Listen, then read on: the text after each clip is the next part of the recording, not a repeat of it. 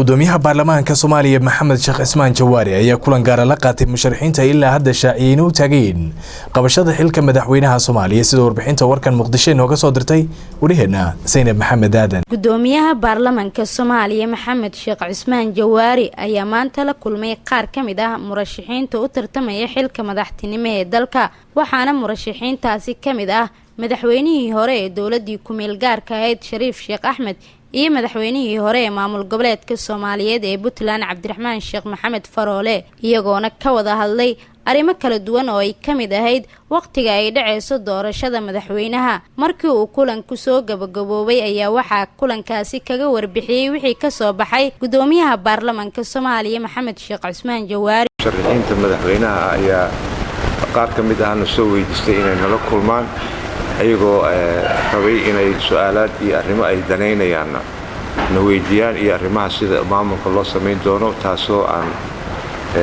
dhowr ayaga kamid ah maanta aan qaabilay, qaar kale ka hor aan qaabilay. midkii soo weydiistana waa diyaar baan u nahay baarlamaan ahaan inaan qaabilno.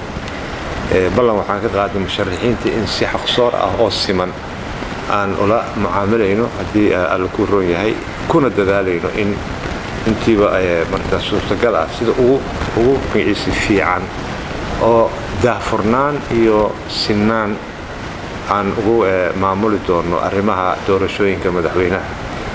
arrimaha ugu badan ay weydiinayeen waxa weeyaan waqtiga iyo goorta la qabanayo ayay na weydiinayeen, iyo annagoo siinaynay dokumentiyaal ay u baahnaayeen in ay aaraa ka qaataan arrimaha baarlamaanka iyo aragtidiisa meesha ay marayso.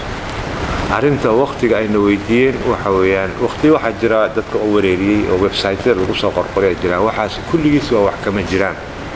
haddii alla ku rooyahay markii ay doorashada aqalka sare guddoonkiisa u dhammaado si degdeg ah waxaa loo qaban doonaa fadhi oo wada jir ah oo labada aqal ay fariisanayaan oo ay ku doortaan ama ku dhisaan guddigii doorashooyinka maamuli lahaa oo maareyn lahaa sida xeeroosaadka u qabo oo isku dhaf ah. guddi yani xubno ka socda golaha shacabka iyo xubno ka socdo aqalka sare oo isku dhafan ayaa la dhisi doonaa oo loo xil saarayo maamulidda iyo fulinta doorashooyinka madaxweynaha. Zainab Maxamed Aadan, Somali Cable, magaalada Muqdisho.